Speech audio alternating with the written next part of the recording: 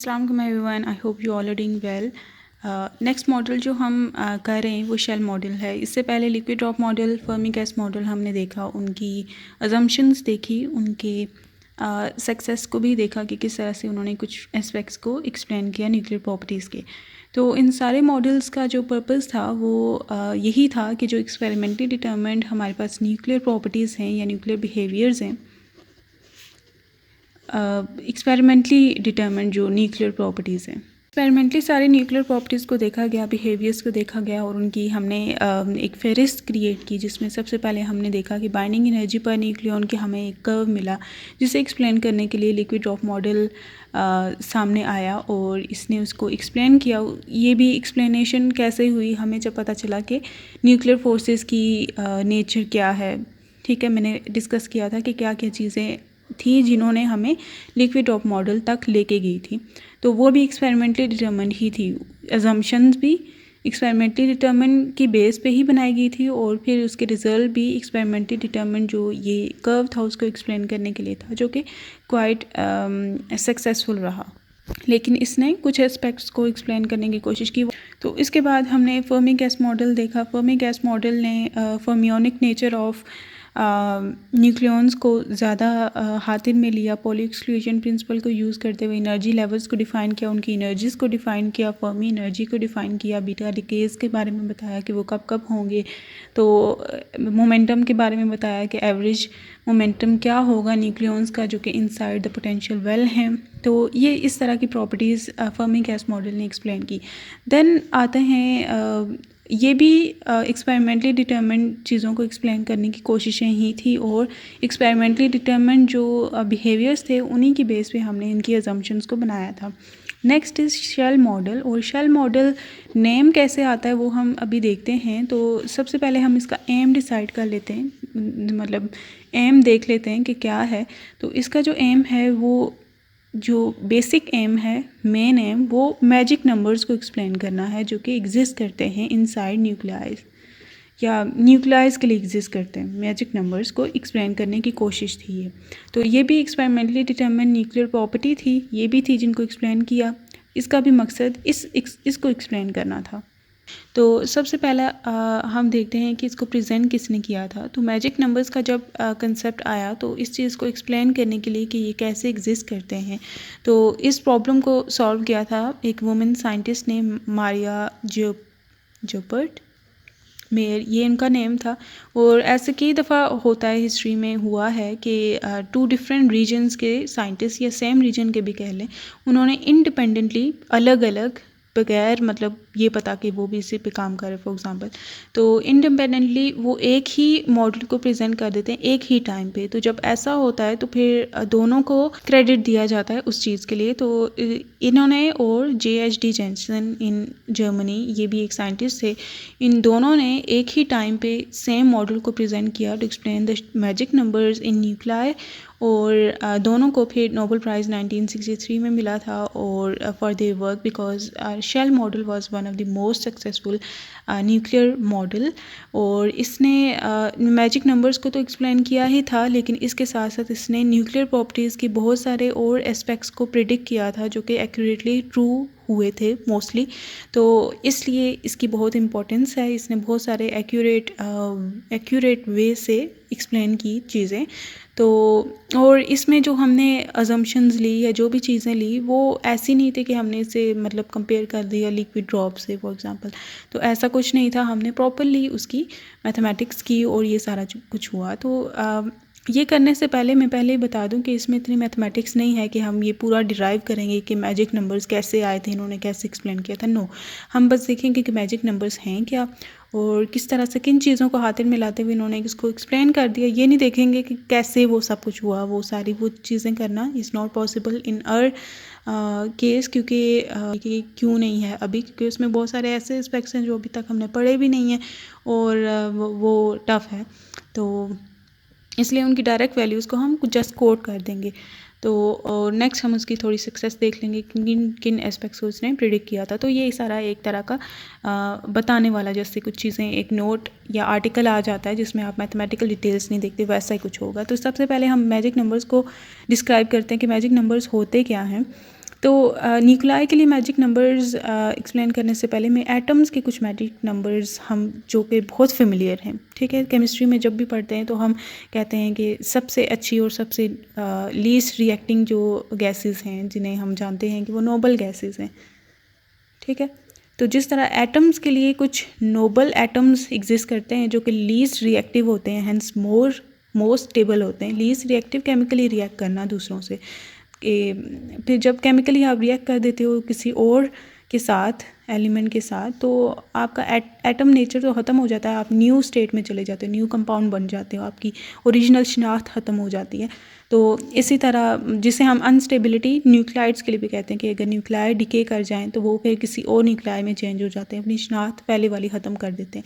तो स्टेबिलिटी यही है ना कि आप कब तक अपनी शिनाख्त को मेंटेन रख पाते हैं, सस्टेन रख पाते हैं। इस तरह एटम्स के लिए नोबल गैसेस जैसे एटम्स एग्जिस्ट करते हैं, इसी तरह न्यूक्लियाई के लिए भी कुछ नोबल न्यूक्लियाई हम कह सकते हैं, नोबल न्यूक्लियाई एग्जिस्ट करते हैं जो कि बहुत स्टेबल हैं, एक्स्ट्रा ऑर्डिनरीली स्टेबल हैं,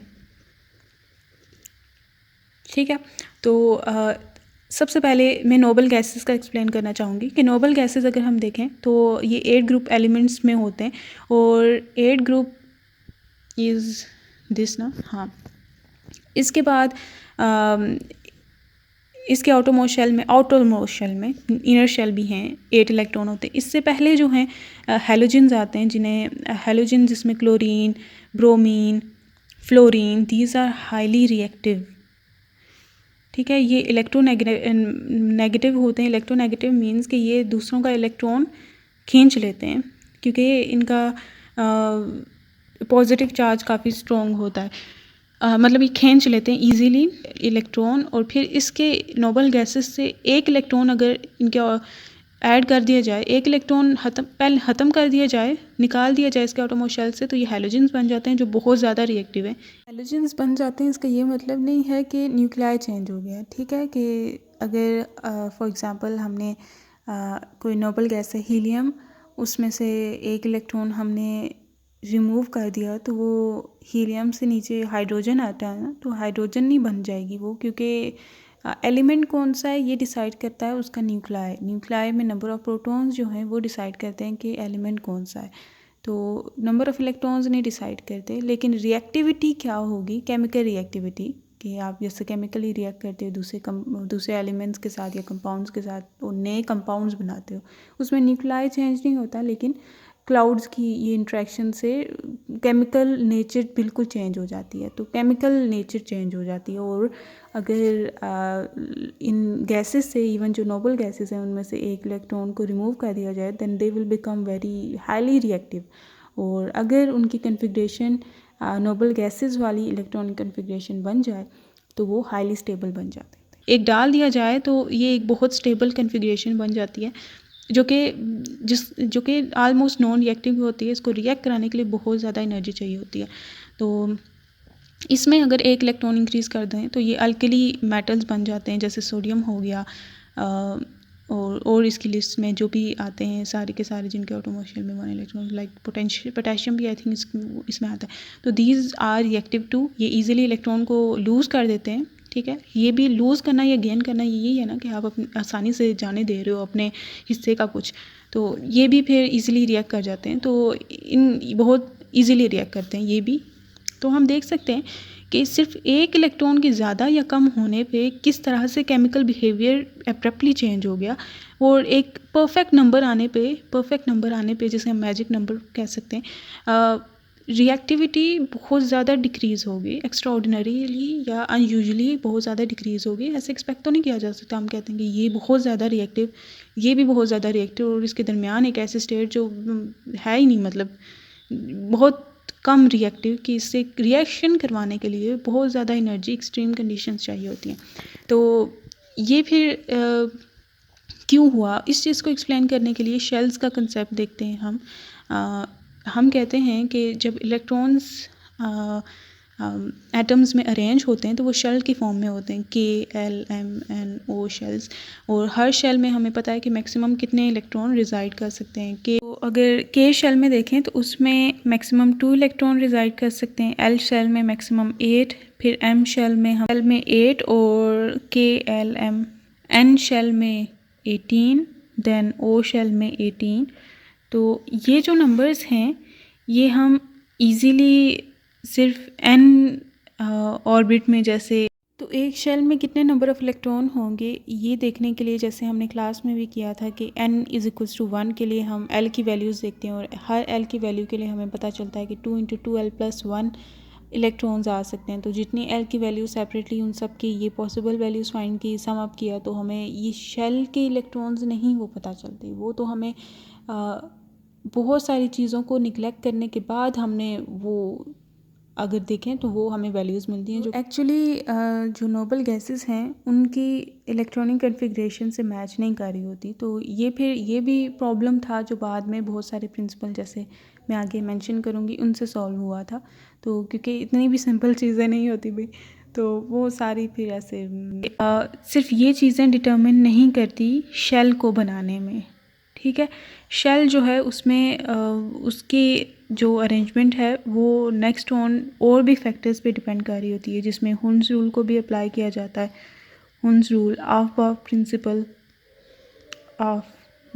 प्रिंसिपल, तो ये सारे प्रिंसिपल के बाद, ये अप्लाई करने के बाद, पॉली एक्सक्लूजन प्रिंसिपल भी ऑब्वियसली, तो इन तीनों को अप्लाई करने के बाद शेल्स को नेम किया जाता है और उनके इलेक्ट्रॉन्स को डिसाइड किया जाता है। अगर मैं इसका एक रफ व्यू दिखाऊं और ये साथ साथ ये इलेक्ट्रॉनिक कन्फिग्रेशन और नोबल गैसेस भी बताऊं, तो ये हम देख सकते हैं कि यहाँ पे मैंने ये जो कन्फिग्रेशन, ये पहले भी हमने बहुत सारे स्टूडेंट्स ने देखी होगी कि ये इस तरह से हम ये इनको कर रहे होते हैं। तो कुछ ऐसे अब मैं अगर 1s करूँ तो फर्स्ट जो शेल है उसमें 2 इलेक्ट्रॉन ही होते हैं और ये के शेल हम इसे नेम करते हैं। उसके बाद ये 2s आता है, फिर 2p एंड 3s। तो 2s एंड 2p को एक शेल में इंक्लूड किया जाता है, 2s एंड 2p, ठीक है। बेशक इस एरो में आगे 3s भी आ रहा था लेकिन उसको नहीं इंक्लूड किया गया।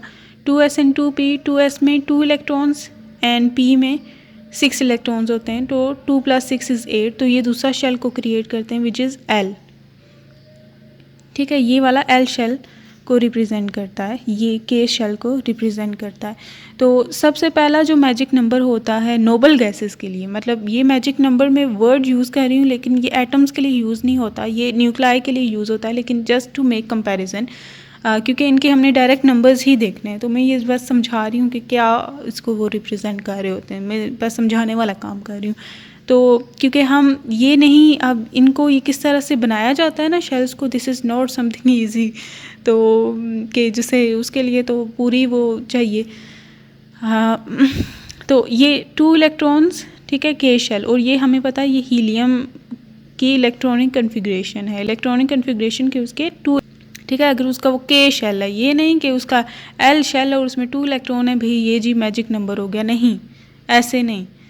ये जो हम बात कर रहे हैं ना, ये वाले जो बात हो रही है, ये हो रही है टोटल नंबर ऑफ़ इलेक्ट्रॉन जो उसके तमाम शेल्स में मौजूद हैं, ठीक है। हम मैजिक नंबर की बात कर रहे हैं तो हम टोटल नंबर ऑफ़ इलेक्ट्रॉन्स की बात कर रहे हैं, हम ये नहीं कह रहे कि आउटरमोस्ट शेल में कितने इलेक्ट्रॉन हैं। तो हीलियम के टोटल नंबर ऑफ़ इलेक्ट्रॉन जो उसके पास मौजूद ही होते हैं, आउटरमोस्ट शेल के भी मिला के, इनर के भी, तो वो 2 ही होते हैं। तो ऐसे तमाम एलिमेंट जिसके टोटल नंबर ऑफ़ इलेक्ट्रॉन जो हैं शेल्स में, टोटल सारे के सारे, इनर आउटर सारे मिला के 2 हैं, तो वो मैजिक नंबर में लाई करेंगे और they will be extraordinarily stable, okay, तो केमिकली स्टेबल, ठीक है। इसके बाद आता है एल शेल आता है। एल शेल में 8 इलेक्ट्रॉन्स हो सकते हैं, ठीक है। ये 8 हैं इलेक्ट्रॉन, मतलब कम्प्लीटली फिल्ड होगा जिसके 8 इलेक्ट्रॉन्स होंगे उसके आउटरमोस्ट शेल में। और अगर इसका हमने करस्पॉन्डिंग मैजिक नंबर देखना है तो आउटरमोस्ट शेल नहीं सिर्फ देखना, उसके इनर को भी ऐड करना है, इनर शेल्स के भी इलेक्ट्रॉन्स को। तो इनर में इसका एक ही हो सकता है शेल, जो कि है ये वाला, इससे पहले वाला जो कि 2 है। 2 + 8 करेंगे तो टोटल नंबर ऑफ़ इलेक्ट्रॉन पता चल जाएंगे कि इतने नंबर ऑफ़ इलेक्ट्रॉन अगर किसी एटम में हैं तो वो भी करस्पॉन्ड करेगा एक्स्ट्रा स्टेबिलिटी को। तो दूसरा जो हमें मैजिक नंबर मिलता है नोबल गैसेस के लिए, ठीक है, वो 10 का मिलता है। These are the total number of electron जो कि किसी एटम में मौजूद हैं, ये नहीं कि आउटरमोस्ट शेल में, इसलिए यहाँ total number of electron matters. फिर नेक्स्ट शेल जो बनता है वो ये 3s और 3p का बनता है। ये एरोज़ में अगर देखें 2p तक लेके गए, फिर 3s और 3p को मिलाते हैं, 3s एंड 3p, तो ये 2 + 6 = 8 बनाता है। ठीक है, तो ये वाला शेल है KLM वाला शेल है ये। ठीक है, तो किसी अगर ये भी 8 है, M वाला शेल भी ये दो भी कंप्लीट हैं, और उसके बाद उसका M शेल भी है और वो भी कंप्लीट है किसी एटम का, तो वो भी एक्स्ट्रा स्टेबल होगा। और इसका magic number corresponding find out करने के लिए हम तमाम के तमाम इलेक्ट्रॉन, इनर और आउटर, दिस इज़ आउटर और ये दो इनर इसके बन जाएंगे ना। तो ऐसा एटम है जिसके 3 शेल्स हैं फॉर एग्ज़ाम्पल। ठीक है, KLM, और इसमें 2 हैं इसके 8 हैं और इसके 8 हैं। टोटल कितने नंबर ऑफ़ इलेक्ट्रॉन है उसके पास जिसने इसको स्टेबल बनाया है, तो वो 18 हो जाएंगे। 8 × 2 = 10 and 10 + 8 = 18। तो ये टोटल नंबर ऑफ़ इलेक्ट्रॉन जो उसके पास हैं वो 18 हैं, तो वो उसको करस्पॉन्डिंगली मतलब मैजिक नंबर उसका बनाएंगे। फिर थर्ड जो शेल आता है, यहाँ तक हम पहुँचे थे ना, 4s3d4p। 4s3d 3p मैंने यहाँ पे क्यों लिख दिया है, 4s3d4p, यहाँ पे 4p है, सॉरी। ओके, तो यहाँ पे S में होते हैं 2 इलेक्ट्रॉन्स, D में होते हैं 10 मैक्सिमम इलेक्ट्रॉन, P में होते हैं 6 इलेक्ट्रॉन। ये हमें कैसे पता चलता है, D है तो 2l+1 हम करते हैं, और हर D में 2, तो 2 × 2l+1 ये इनके बता देते हैं कि इस सब शेल में कितने इलेक्ट्रॉन्स होंगे। तो ये D के हमें पता है मैक्सिमम 10 होते हैं, F में मैक्सिमम 14 होते हैं, P में मैक्सिमम 6 होते हैं और S में 2। ये हमें इस फॉर्मूला से पता चलता है।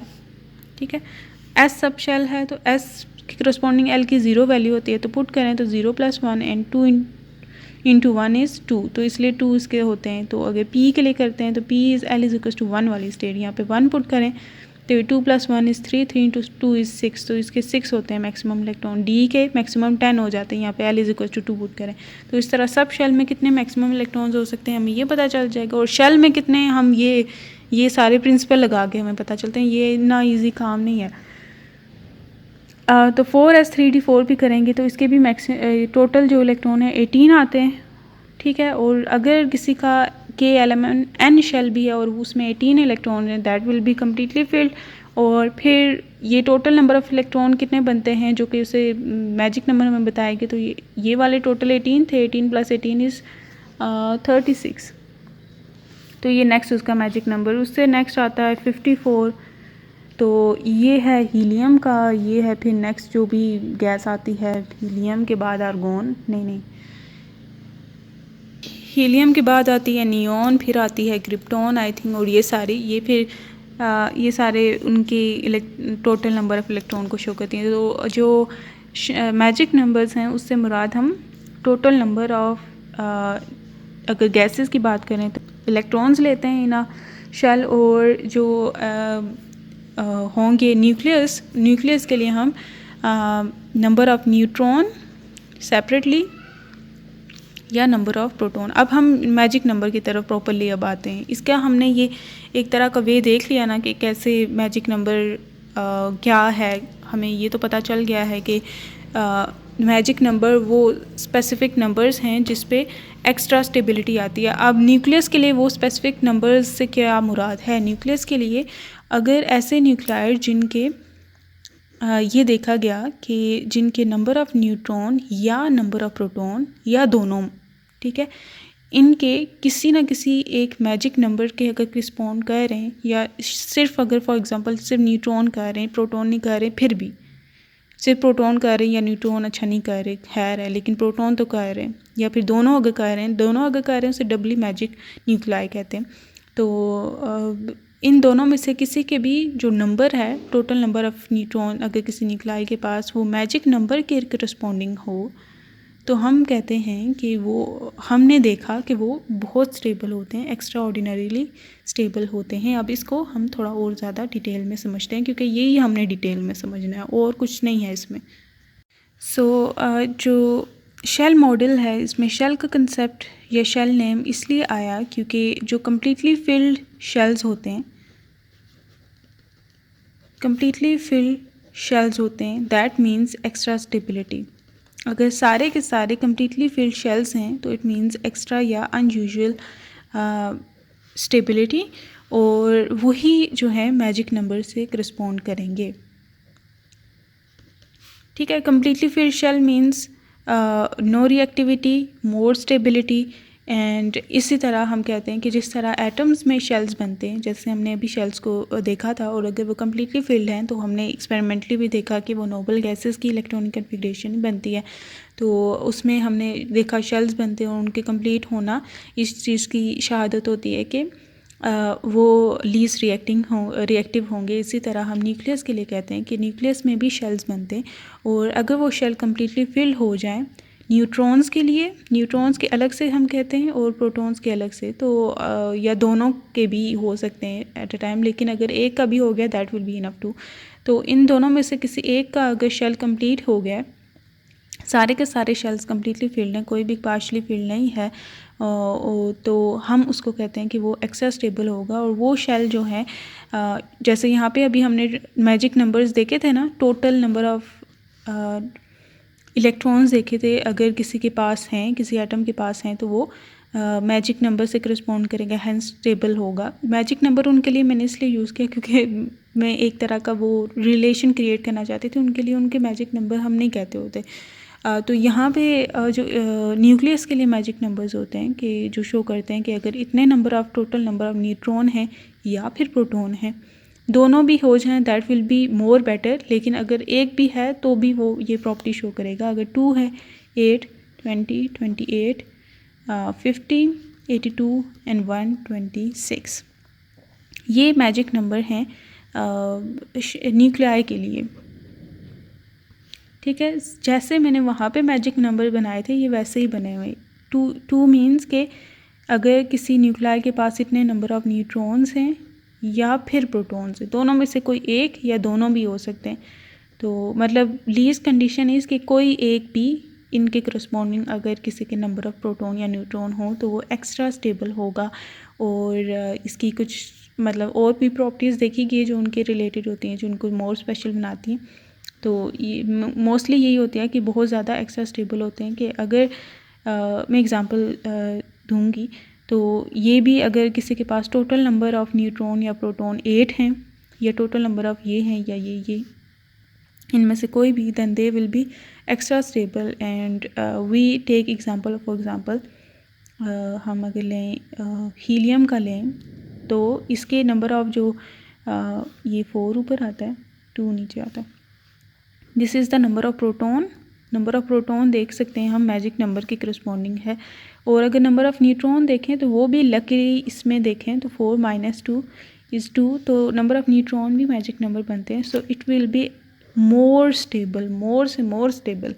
ठीक है, कि अगर कोई ऐसा एलिमेंट है जिसका, लेट्स से मैं कोई भी एक्स एलिमेंट लिख देती हूँ जिसका 82 बन रहा है atomic number, one of the magic number, और इसका जो एटॉमिक मास नंबर है वो लेट्स से वो उसमें जो न्यूट्रॉन नंबर है वो मैजिक नंबर नहीं है, फिर भी ये बहुत स्टेबल होगा क्योंकि कोई एक नंबर तो एटलीस्ट है ना magic number, it will be stable. लेकिन अगर डबल ही मैजिक हो गया तो वो तो उसकी तो बहुत ज़्यादा स्टेबिलिटी होती है। ठीक है, तो इस तरह के न्यूक्लियाई को ब्रेक करने में बहुत ज़्यादा एनर्जी चाहिए होती है, और ये बहुत ज़्यादा स्टेबल होते हैं और ये डिकेज़ को नहीं करते। और ये जो मैजिक नंबर के करस्पॉन्डिंग होते हैं ना न्यूक्लाइड्स, ये वो न्यूक्लाइड्स होते हैं जो रेडियो एक्टिव डिके के एंड प्रोडक्ट्स होते हैं, क्योंकि ये हाईली स्टेबल होते हैं ना। एंड प्रोडक्ट्स मीन कि अगर कोई एक न्यूक्लाई है जो कि डिसइंटीग्रेट होते होते होते होते अगर वो किसी मैजिक नंबर तक पहुंच जाए, किसी भी एक मैजिक नंबर, ये डबली भी हो सकता है लकीली, अगर वो हो ही जाए तो बहुत ही अच्छी बात, लेकिन अगर वो किसी भी एक मैजिक नंबर कन्फिग्रेशन की तरफ पहुंच जाए तो इसके आगे डिसइंटीग्रेशन ना होने के बराबर हो जाती है और ये डिके प्रोसेस फिर चेन ख़त्म हो जाती है। तो ये जो मैजिक नंबर के करस्पॉन्डिंग न्यूक्लाइड्स होते हैं ना, ये रेडियो एक्टिव डिकेज़ के एंड प्रोडक्ट्स भी होते हैं क्योंकि दे आर मोर स्टेबल। और एक दफ़ा अगर कोई डिके होता इन तक पहुंच जाए तो ये तो फर्दर डिके नहीं होते, तो हम कहते हैं कि डिके प्रोसेस रुक गया है। ठीक है, क्योंकि ये तो स्टेबल हैं, ये तो और ज़्यादा डिके नहीं करते, तो इस तरह से भी ये इम्पोर्टेंट है क्योंकि मोर स्टेबल हैं। तो ये तो सिर्फ नंबर ऑफ़ न्यूट्रॉन हैं या सिर्फ प्रोटॉन, ये दोनों अगर हैं फिर भी ठीक। तो जैसे हीलियम है, कैल्शियम भी अगर देखें, डबली मैजिक अगर देखें तो ये सारे इंक्लूड इसमें किए जाते हैं। लेड किया जाता है उसका 82 और ये आई थिंक 82 और 208 और लेड जो है मोस्ट अबंडेंट। ये सारे मोस्ट अबंडेंट होते हैं क्योंकि ये सारे के सारे एलिमेंट्स क्योंकि इन्हीं में कन्वर्ट होते रहते हैं तो अबंडेंट होंगे ही बेचारे। तो 16 18 तो ये हम देख सकते हैं ये कुछ डबली मैजिक न्यूक्लाइड्स हैं। इसके अलावा और भी न्यूक्लाइड्स हैं जिनमें magic number one of the जो पैरामीटर होगा या न्यूट्रॉन नंबर या प्रोटॉन नंबर दोनों में से कोई एक अगर मैजिक नंबर में आ रहे हैं तो वो भी एक्स्ट्रा स्टेबिलिटी को शो कर रहे होंगे। So these are the magic numbers.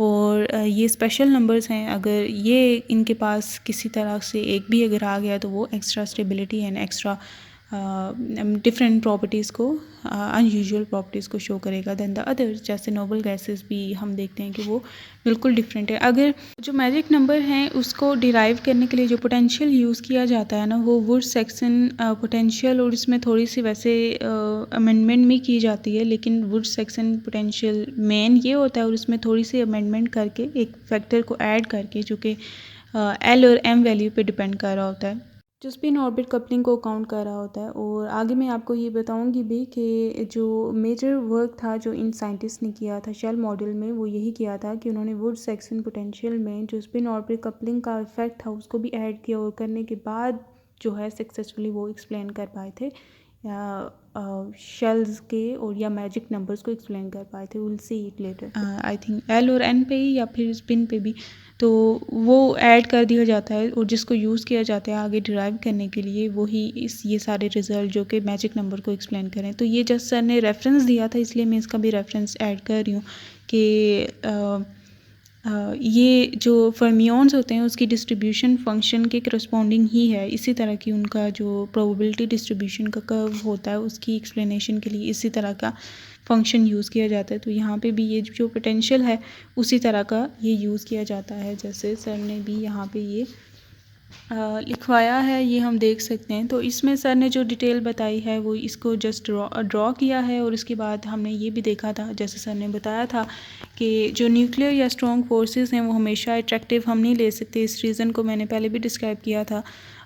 तो अगर सिर्फ अट्रैक्टिव ली तो eventually they should have radius very smaller than the nuclear range, और न्यूक्लियर रेंज से अगर स्मॉलर उनका रेडियस है then they should have interaction with every other nucleon which is not the case. We can see कि वो सिर्फ neighbour nucleon से interact करते हैं। वी कैन सी हियर कि ये सिर्फ अट्रैक्टिव नहीं हो सकती all the time, it should be repulsive sometimes. तो ये फिर इसके बारे में जैसे इतनी ही डिटेल सर ने कराई थी। तो इसके अलावा यहाँ पे ये फिर ये सारी जो चीज़ें सर ने कराई थी ये वाली is not possible for us to derive के किस तरह से हम मैजिक नंबर्स को डिस्क्राइब करें। तो ये फिर मैंने मैजिक नंबर्स बता दिए कि कौन कौन से हैं। ओके, तो वो मैजिक नंबर्स ही तो सिर्फ अगर वुड सेक्शन पोटेंशियल को यूज़ करते हुए क्वांटम स्टेट्स को निकाला जाए, श्रोडिंगर इक्वेशन को सॉल्व किया जाए तो उसमें क्वांटम ऑर्बिटल क्वांटम नंबर को यूज़ करते हुए एम को यूज़ करते हुए और एन को यूज़ करते हुए हम जब इसके शेल्स को डिसाइड करना शुरू करते हैं तो पहले दो मैजिक नंबर्स से ज़्यादा वो एक्सप्लेन नहीं कर पाता। लेकिन फिर जब हम वुड सेक्शन पोटेंशियल में स्पिन ऑर्बिट जो कपलिंग है उसको भी इन्वॉल्व करते हैं। स्पिन ऑर्बिट कपलिंग और स्पिन जो कपलिंग प्रोसेस है जे कपलिंग एलएस कपलिंग इन सब को भी इन्वॉल्व करते हैं। तो इन सब को इन्वॉल्व करने के बाद जो कन्फिग्रेशन बनती है और बहुत सारे स्प्लिटिंग ऑफ एनर्जी लेवल्स होती है जिसको मैं यहाँ पे दिखा सकती हूँ। ये ठीक है, ये छोटी सी स्प्लिटिंग हो रही है कि फॉर एग्ज़ाम्पल पहले जो लाइन हम शेल इस शेल में ले रहे थे वो एक ऊपर वाले शेल में चलेगी, एक नीचे वाले में, ये वाली ऊपर वाले में, ये नीचे, ये इस तरह से मिक्स होती जा रही है। एनर्जी लेवल्स भी इन सब के चेंज हो जाते हैं जब वो मैग्नेटिक फील्ड में आते हैं। तो डिफरेंट शेल में डिफरेंट की कन्फिग्रेशन हो जाती है। विदाउट स्पिन ऑर्बिट कपलिंग करेंगे तो आपके पास जो शेल्स बनते हैं वो बहुत डिफरेंट बनते हैं। स्पिन ऑर्बिट कपलिंग बहुत इम्पॉर्टेंट है to explain the magic number और यही इनका सबसे बड़ा कंट्रीब्यूशन था। वुड सेक्शन पोटेंशियल को यूज़ करते हुए हमने पहले दो मैजिक नंबर्स को तो एक्सप्लेन कर दिया था, नेक्स्ट कुछ भी नहीं हो रहा था। तो इन्होंने स्पिन ऑर्बिट कपलिंग को जब हाथिर में लाया तो सारे के सारे मैजिक नंबर्स ईजिली एक्सप्लेन हो गए। तो ये सारी चीज़ें कैसे की जाती हैं, इट्स टफ। अगर मैं ये बताऊं कि कहना चाहूँ कि किन चीज़ों को यूज़ करते हुए इन्होंने इस चीज़ को एक्सप्लेन किया था, तो yes, it's would Saxon potential plus the spin orbit coupling. Would spin orbit coupling का इनका जो इन्होंने इन्वॉल्वमेंट की थी वो इनका कंट्रीब्यूशन था जो इन्होंने किया टू एक्सप्लेन इट, और वो उन्होंने सक्सेसफुली एक्सप्लेन कर दिया था। और in addition to magic number इन्होंने इनर्जी सब लेवल्स को भी एक्सप्लेन किया कि कौन कौन से सब लेवल्स एग्जिस्ट करते हैं। जैसे ये स्प्लिटिंग हमने देखी थी और उन्होंने बताया कि एनर्जी डिस्ट्रीब्यूशन कैसे होगी, कौन कौन से सब शेल पहले फील्ड होंगे, ये सारी चीज़ें। जैसे अगर मैं यहाँ पे दिखाना चाहूँ तो यहाँ तक तो ये बिल्कुल ओके जा रहा है। ये वाला स्टेट पहले फील्ड होगा, ये लो एनर्जी स्टेट है, और ये फिर नेक्स्ट होगा, फिर ये ऐसे करते करते हम ये देख रहे हैं कि कैसे एनर्जी लेवल्स बन रहे हैं। ये सारे बताते हैं कि कैसे न्यूक्लियॉन्स फील्ड होंगे एनर्जी सब शेल्स में, इन सारे सब शेल्स में। तो पहले न्यूक्लियॉन्स जो हैं ये 1s सब शेल में फिल होंगे, 1s 1/2 वाली स्टेट में, फिर ये 3p 3/2 स्टेट में, और करते करते ये फिर ऊपर तक फिल होते जाएंगे। और इस तरह से हमने एनर्जी डिस्ट्रीब्यूशन देखी कि किस तरह से होगी अमंग न्यूक्लियॉन्स। तो ये जिस तरह से इलेक्ट्रॉन का होता है कि पहले 1s सब शेल वो फिल होगा, फिर 2s, फिर 2p, तो 3s, फिर 3p, तो इस तरह से इसमें भी न्यूक्लियॉन्स के लिए भी इसने बता दिया। तो ये इसके बारे में इंफॉर्मेशन बताता है। और ये जो इवन और ऑड न्यूक्लाई है उसका भी कंसेप्ट इसमें आता है कि ये इनका स्टेबिलिटी कर्व है, जिसमें हम मैजिक नंबर्स को इन्होंने यहाँ पे शो किया हुआ है, जो मैजिक नंबर्स को एग्जिस्ट कर रहे होते हैं। इसमें एक अनयूजुअल केस आ जाता है आयरन का, जो कि 3rd मोस्ट स्टेबल आइसोटोप है, लेकिन इसमें कोई मैजिक नंबर नहीं है। तो इसके फिर रीज़न्स जो है डिफरेंट फिर देखे जाते हैं कि मे बी डिफरेंट हो, क्योंकि ये मैजिक नंबर में नहीं है लेकिन इसकी स्टेबिलिटी भी ज़्यादा है, और उसके साथ साथ इसकी रिलेटिव अबंडेंस, मतलब काफ़ी अबंडेंट ये आइसोटोप है as compare to other elements. क्योंकि रिलेटिव अबंडेंस में हम देख सकते हैं कि मोस्ट अबंडेंट एलिमेंट है, क्योंकि ये सबसे ज़्यादा पीक पे आ रहा है। तो इसके ये इवन न्यूक्लाइड है, पेयरिंग वगैरह, ये सारी चीज़ें फिर इसकी स्टेबिलिटी की तरफ लेके जाती हैं, जैसे इसमें बताया गया है। आप इस चीज़ को पढ़ सकते हैं। और ये रेडियो एक्टिव सीरीज़ के एंड में आता है, जैसे कि यहाँ पे कुछ रेडियो एक्टिव बताए गए हैं, और एंड प्रोडक्ट्स हम देख सकते हैं कि ये सारे के सारे इनमें ज़्यादातर जो है मैजिक नंबर ही आते हैं। क्योंकि यहाँ पे लेड है ना, लेड का यहाँ पे 208 है, यहाँ पे 207 है, लेकिन इसका जो एटॉमिक नंबर है इनमें क्योंकि सेम ही होता है, वो मैजिक नंबर ही होता है, तो 82। तो ये भी इनफ होता है। बिस्मुथ का एटॉमिक नंबर क्या होता है? बिस्मुथ का एटॉमिक नंबर न्यूट्रॉन नंबर ये इन्होंने बताया कि वो 126 होता है, which is a magic number. और ये सारी चीज़ें इन्होंने यहाँ पे लिखी हुई हैं कि जो मैजिक नंबर वाला अगर कोई आ जाए तो रेडियो एक्टिव डिके वहाँ तक रुक जाता है। अगर आप ये जानना चाहते हैं कि इसने और चीज़ों को क्या एक्सप्लेन किया, जो पेयरिंग एनर्जी की टर्म थी उसको एक्सप्लेन किया कि अगर पेयरिंग होगी तो फिर ये होगा कि एक सब शेल में, क्योंकि 2 ऑपोजिट स्पिन के न्यूक्लियॉन्स होते हैं ना, तो वो इसने फिर अवेलेबल क्वांटम नंबर्स बताए कैसी होगी स्प्लिटिंग, कैसी होगी, उनकी एनर्जी लेवल्स क्या होंगे, उनकी एंगुलर मोमेंटास क्या होंगे, मतलब कपलिंग के बाद, जे कपलिंग और एलएस कपलिंग के बाद। तो ये सारी चीज़ें उन्होंने बहुत अच्छे से एक्सप्लेन की, जो कि एक्सपेरिमेंटली कंफर्म्ड हैं। तो दैट्स इट।